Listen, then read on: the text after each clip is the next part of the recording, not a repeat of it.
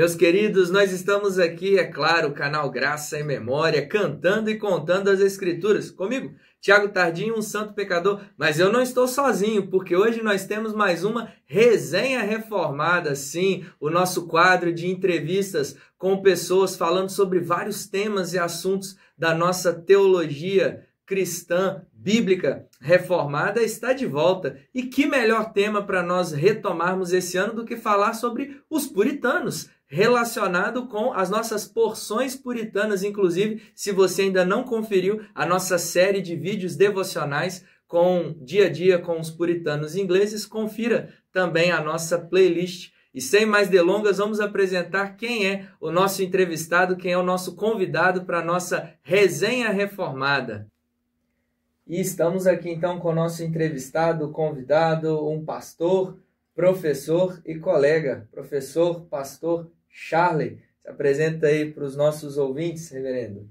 Eu sou Charley, eu sou natural de Teoflotone, minha região não é essa. Vim para Belo Horizonte há 25 anos atrás e fui pastor na primeira igreja presbiteriana durante 10 anos. E depois organizamos a congregação do bairro Cidade Nova. Sou pastor nesta igreja, já organizada desde 2010, há 15 anos, onde estou, Igreja Presbiteriana Cidade Nova. Sou professor na área de História aqui também no nosso seminário. Muito bem. E quero deixar aqui o nosso abraço à comunidade dos irmãos da Igreja Presbiteriana Cidade Nova.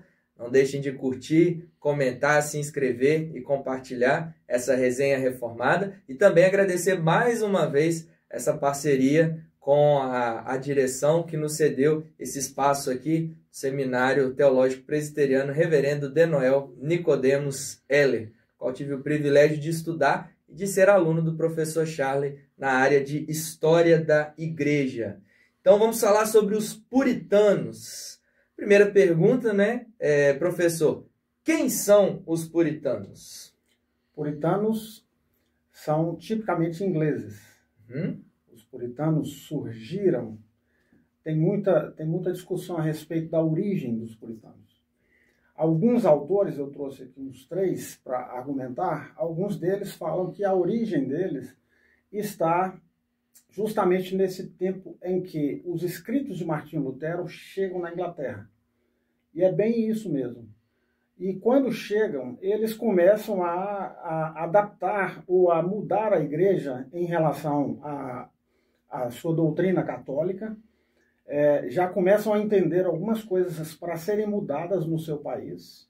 E em virtude disso, muda-se teologia, muda-se prática de culto, e eles vão introduzindo essas ideias à medida em que a igreja vai dando espaço.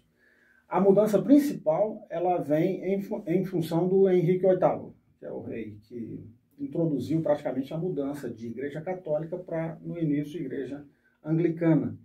A partir de então, surge um grupo que queria uma reforma completa, não só na igreja em termos de teologia. No início surgiram alguns artigos para reger a teologia da igreja, são 42 e depois se tornam 39. Esses artigos eram muito bons em termos de teologia, mas mais à frente, puritanos da Assembleia de Westminster quiseram mudá-los, quiseram aperfeiçoá-los. Viram que era impossível, eles praticamente abandonaram os 39 artigos da Igreja Anglicana e fizeram uma revolução completa com o que a gente conhece a respeito dos documentos de Westminster. Os puritanos, então, estão nessa raiz da mudança da igreja em relação à Inglaterra. Eles têm uma teologia própria, têm um estilo de vida próprio e têm um início, claro. Você pega, por exemplo, o Errol Hughes, ele comenta que a origem dos puritanos está, por exemplo, no William Tyndale, que é quem faz a primeira tradução da Bíblia inteira para o inglês. E todo puritano tem essa característica de estar ligado com a Escritura de uma forma muito radical. Tanto Escritura como regra de vida, Escritura como fonte de autoridade, por exemplo, até para o Estado, até para as questões da igreja, qualquer prática cultica para o puritano, e o William Tyndale defende isso publicamente, também todos os reformadores, a Bíblia é a fonte de toda autoridade. Qualquer prática inserida na igreja e também na vida como um todo, ela deve estar radicada na Escritura. Esse é um ponto fundamental na visão deles. Bem, e o nome puritanos, né, professor, veio de uma forma jocosa. Ao mesmo tempo que a ideia era fazer pouco caso deles, vocês na verdade são os puritanos, vocês querem ser os perfeitões, os santarrões. E na verdade aquilo que foi tido como motivo de escárnio foi abraçado na história da igreja como esse importante e caro legado para a igreja cristã, pela vida e obra desses homens que viveram séculos atrás. Agora, puritanos, como o senhor bem falou, são datados por volta do século XVI, XVII. Nós estamos hoje em pleno século XXI. Ainda hoje, até que ponto é válido nós levarmos para a nossa igreja, principalmente para jovens e adolescentes, até para crianças, o que nós podemos aprender e aprender com essas pessoas que viveram 3 séculos, mais de 3 séculos atrás, se é que eles ainda têm alguma coisa para nos oferecer nesse mundo tão caótico e imediatista do século XXI, que é o que nós estamos vivendo.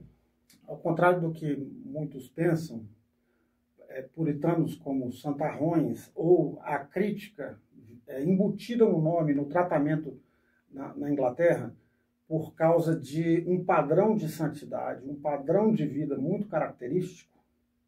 Ao contrário do que se pensa, o puritano ele tem características de vida, ou tinha, características bem nítidas e que a gente pensa assim, elas são antiquadas. Muita gente pensa nisso hoje, associando ao termo conservador, né? Conservar algo que é bem antigo. Uhum. Para que serve uma teologia ou escritos, ou esse estilo de vida, essas narrativas de vida desses homens que lá do século XVI para nós hoje?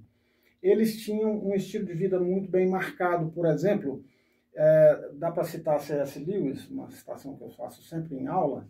Ela é polêmica em relação a alguns aspectos práticos dos puritanos, mas ele destaca o seguinte, vou ler ipsis literis, o que é dito no livro Entre os Gigantes de Deus. Devemos imaginar esses puritanos como o extremo oposto daqueles que se dizem puritanos hoje. Olha só. Ou seja, há também uma descaracterização com o que eles de fato eram hoje.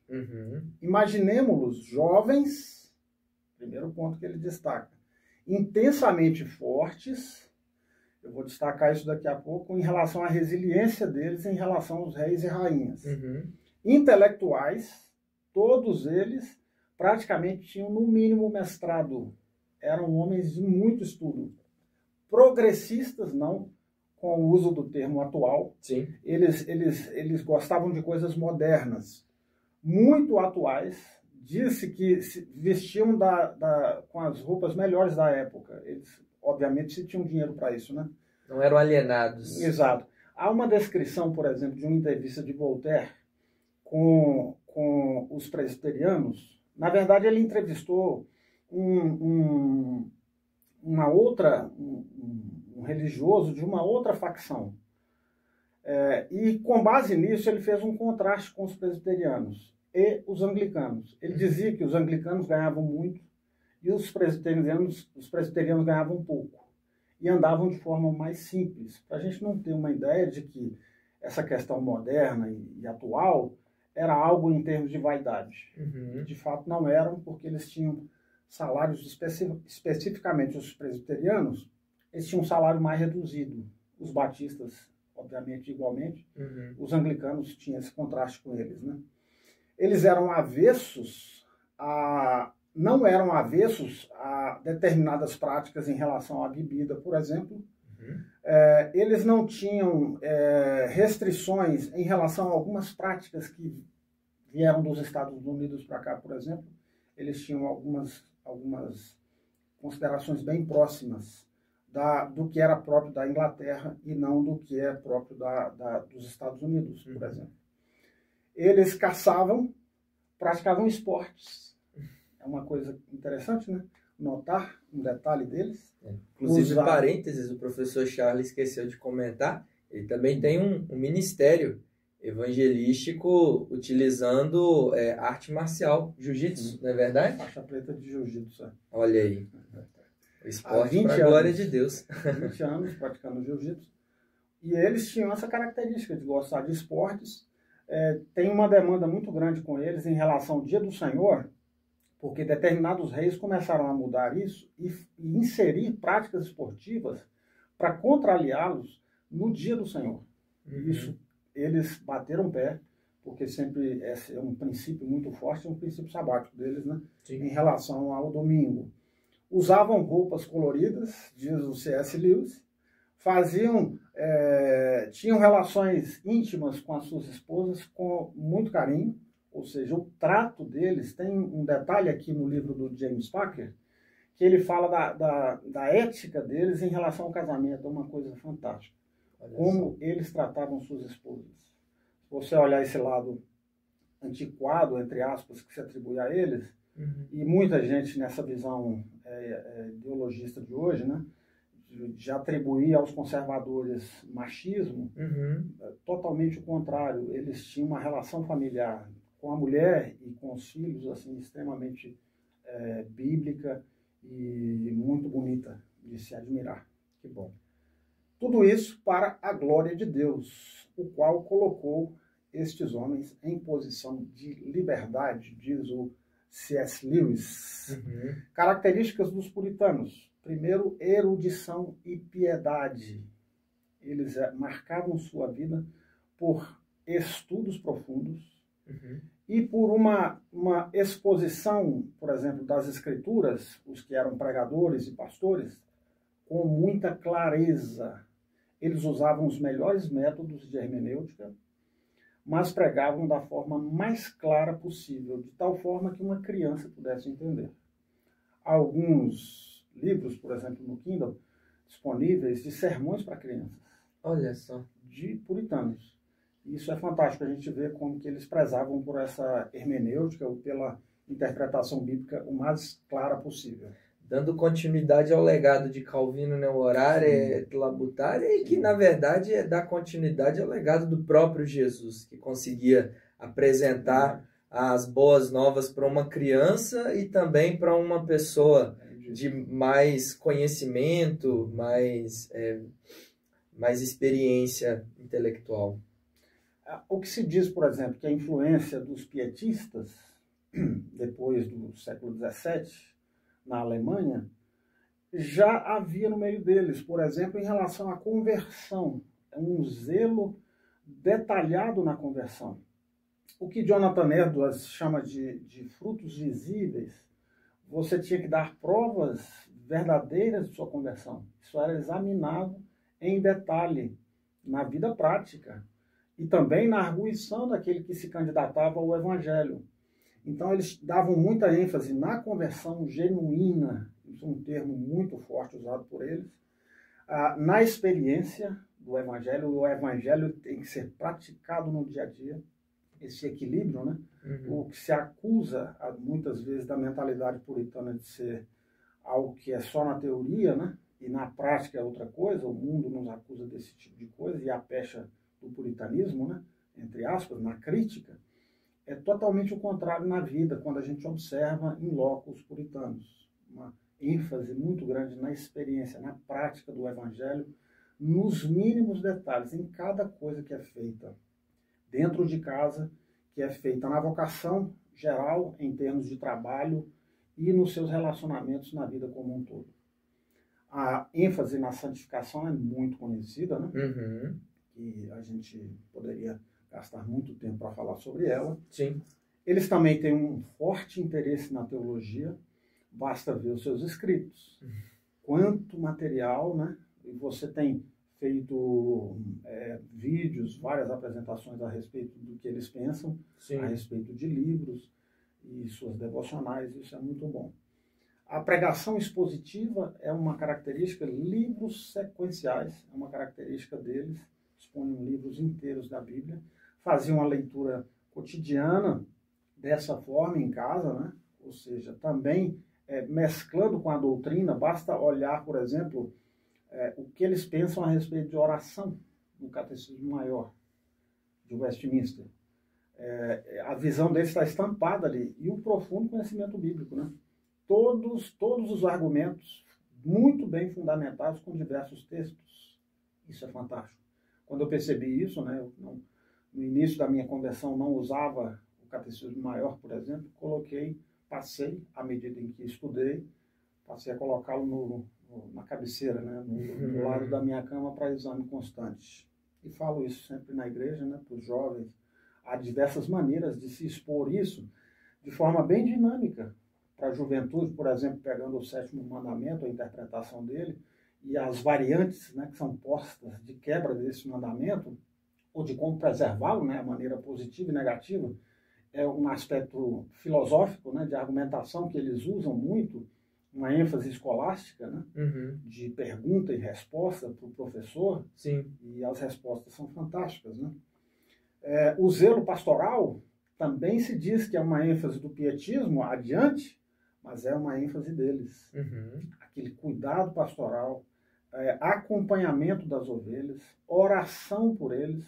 A gente pega, por exemplo, os documentos de Westminster, esse trato no ensinar a pessoa a ler, tanto fora quanto dentro da igreja. Ler a escritura, uma música cantada, a gente lembra de Zwinglio, né, que proibiu cantar os cânticos na sua igreja que não fossem no alemão. E aí ele enfatiza isso, a igreja começa a cantar de forma inteligível, compreendendo o que está cantando. Sim. Porque no latim nem todos tinham acesso ou tinham conhecimento da língua, né? É o culto racional, né? O louvor está dentro desse culto racional. A gente tem que ter entendimento do que nós estamos entregando e oferecendo a Deus nesse culto. Perfeito. O zelo com o culto, né? O zelo com a preparação do culto, um culto que tem direção, as partes do culto, os elementos do culto muito bem trabalhados, de forma não estética, pura e simplesmente, mas de forma inteligível, racional, como você disse, levando as pessoas que participam do culto a compreender o objetivo que ele está focando. No caso, a escritura, o sermão, aquela mensagem especificamente, levar a relatos, né, de que eles buscavam inculcar nas pessoas aquela mensagem pregada e inquiriam as pessoas para ver se elas estavam realmente compreendendo aquilo que estava sendo pregado. Até porque um culto oferecido a um Deus de ordem e harmonia não pode ser um culto caótico e desarmonioso. Essas coisas não são contraditórias. E um outro princípio que está neles é a abrangência desses princípios adotados de vida por eles, alcançando todos os aspectos da vida. Há uma ética do trabalho. É fantástico você ler sobre isso. O James Packer põe isso de forma resumida no livro. A gente pode pegar os autores, né, e expandir a nossa visão, como eles enxergavam o trabalho, as vocações. Isso aparecia nas pregações. Isso aparecia no dia a dia, no lidar com as pessoas com quem eles trabalhavam. E o respeito pelo trabalho, aquele aspecto de fazer tudo com perfeição. Isso não é perfeccionismo como uma crítica, mas é fazer tudo para a glória de Deus. Com excelência. Né? Com excelência. É zelar pelo trabalho. E isso dava um testemunho, né? Coisa que está muito em falta hoje em dia, né? Enfatizar isso. A vocação, de uma forma geral, como um meio de testemunho do Evangelho para as pessoas. Espetacular. Poderíamos dizer, então, em poucas palavras, que eles vivenciavam, defendiam e aplicavam nas suas igrejas locais, nas suas casas, na sua vida diária, a Bíblia como única regra de fé e prática para todas as áreas da vida. Então, você que está nos assistindo, você percebe a riqueza que você está perdendo e que você pode descobrir e se aprofundar a respeito da vida e da obra dos puritanos, como foi bem falado aqui pelo professor. Você que já é casado ou você que está se preparando para ingressar no casamento, lendo eles você vai ter um bom direcionamento. Você que quer aprender mais sobre santidade, você tem boas leituras a respeito de oração, como viver uma vida de oração, como glorificar a Deus, como olhar para a criação e contemplar a beleza desse Deus Criador, como ser um cristão e se envolver da forma correta, sem negociar princípios, na sua faculdade, no seu trabalho, nas suas redes sociais, aonde você estiver, e até mesmo na arte e na literatura. Um dos grandes puritanos que poucas pessoas sabem que faz parte desse grupo na história é o próprio John Bunyan, que escreveu aquele livro magnífico que talvez você já leu, O Peregrino, que é uma alegoria da vida do cristão, da sua conversão até o seu triunfo, até a glorificação, e durante muito tempo foi considerado o livro mais lido no Ocidente depois da Bíblia. Então, isso não é de se desprezar, meus irmãos, isso não é algo de se jogar fora. Nós temos muito o que aprender e se desenvolver com eles. E muitas coisas que talvez você está ansioso, você está angustiado a respeito da sua fé, a respeito da sua caminhada espiritual. E você vai ter também na vida desses homens que passaram por essas coisas um direcionamento bíblico. Então nós temos muito o que aprender. Eu gosto de citar essa frase do Hernandes Dias Lopes, não sei se ele é o responsável, ele está referenciando outra pessoa, mas a tradição, a boa tradição, é a fé viva de homens que morreram. E esses homens que morreram apresentam essa fé viva, pungente, que eu e você precisamos recuperar e adaptar ao nosso contexto e fazer isso para a glória de Deus, como eles fizeram. E agora essa responsabilidade é nossa. Sim. Posso abordar mais um detalhe? Sim. Uma das coisas, depois de alguns anos lecionando sobre esse conteúdo, uma das coisas que mais me salta aos olhos no procedimento, na atitude deles, é a resiliência como eles lidaram com os problemas. E especialmente problemas em relação à liderança nacional na Inglaterra. Vários reis passando pela história da Inglaterra, no século XVI e depois no século XVII, que exigiram dos puritanos uma característica que muitos não têm hoje em termos de evangélicos, e falando para os presbiterianos, por exemplo, que é a firmeza doutrinária, bater nos seus pontos e não negociá-los. Não negociar princípios. Exato. Esses princípios foram mantidos por eles, por exemplo, no tempo de Henrique VIII, que era um mulherengo de marca maior, né? E eles pontuaram muito bem isso para ele e para outros reis. Eduardo VI, por exemplo, foi no tempo que o Thomas Cranmer colocou os 42 artigos, e depois se tornaram os 39, né? E o John Hooper, por exemplo, nessa época, se opôs a vestes clericais. Não por ser um simples aparato de culto, mas porque ele discordava desse destaque idolátrico que se dava ao ministro como o centro das atenções. Eles não queriam isso. E é uma característica interessante, né? Porque a vaidade é um perigo. E a vaidade nesse sentido de ser aquele que dirige, que preside, e você amar essas coisas, a centralidade, o destaque, querer ser visto pelas pessoas, isso era abominado por eles. E no tempo do Eduardo, por exemplo, eles se postaram de forma muito firme quanto a isso. No tempo da Maria Sanguinária, por exemplo, 270 líderes protestantes foram queimados por seus posicionamentos discordantes dessa mulher. Muitos fugiram para o continente, é o caso de John Knox. No tempo de Elizabeth I, até 1603 ela reinou, né? Alguns elementos católicos foram mesclados na liturgia anglicana, que tinha uma teologia boa, mas que tinha uma liturgia tipicamente católica nos seus aparatos, por isso eu falei daquela coisa da estética, né? Uhum. E eles bateram de novo nas suas controvérsias. Tiago I é um caso em que eles pensaram assim, ele que tem formação protestante, agora vai, as mudanças vão acontecer. Só que não.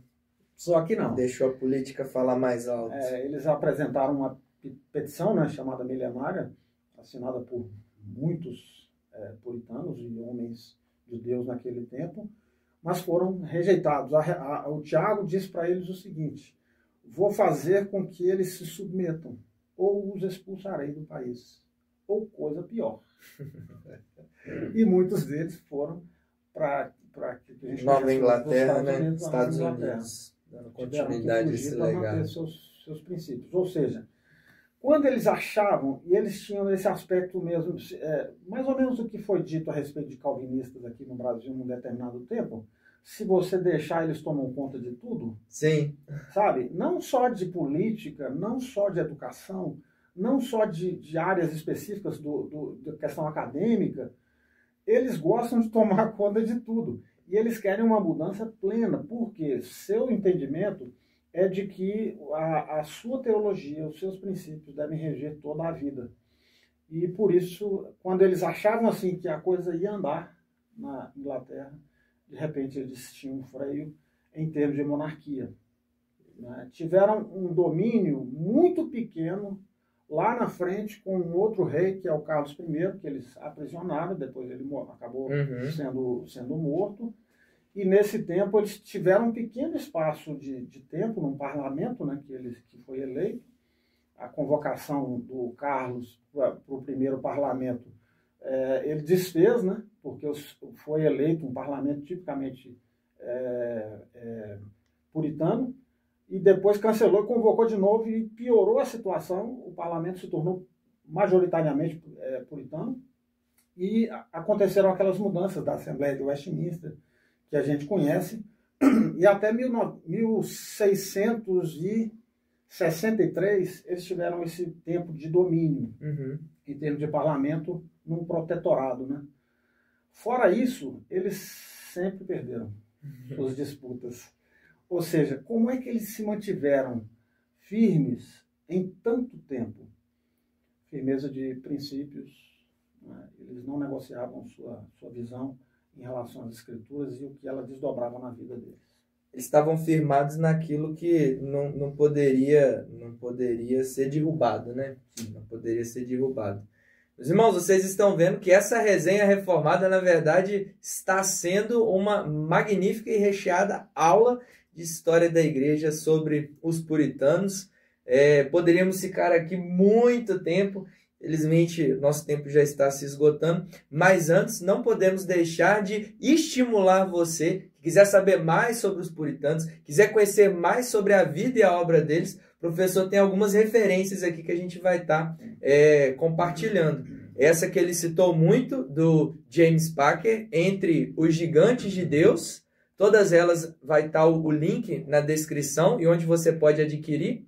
Quem foram os puritanos, o que eles ensinaram, do Errol Hughes. Nós temos também Sermões sobre Soberania, de Jonathan Edwards.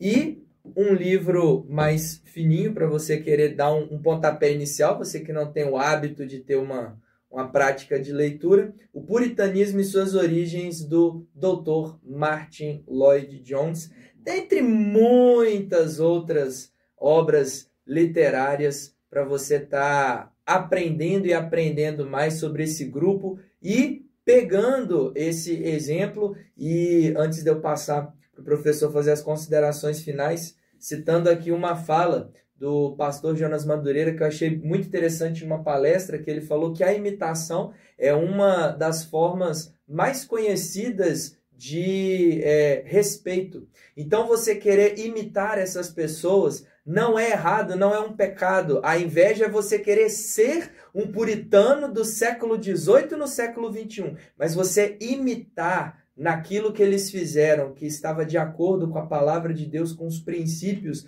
bíblicos do ensino do nosso mestre maior e superior, nosso modelo perfeito, Jesus Cristo, Faça isso, meu irmão, e você terá muito o que aprender na sua vida, na sua caminhada, no seu trabalho, na sua família, na sua igreja, e certamente você vai crescer e certamente Deus há de ser glorificado através da sua vida. Considerações finais, professor? Muito bem. O puritanismo é uma mentalidade, diz o Dr. Martin Lloyd-Jones aqui no seu livreto. Porque o puritanismo, espero demonstrar, é um tipo de mentalidade, é uma atitude, é um tipo, é um espírito, e é, evidentemente, das duas grandes características do puritanismo, começaram a mostrar-se em William Tyndale. Ele tinha um ardente desejo de que o povo comum pudesse ler as Escrituras na sua própria língua natal.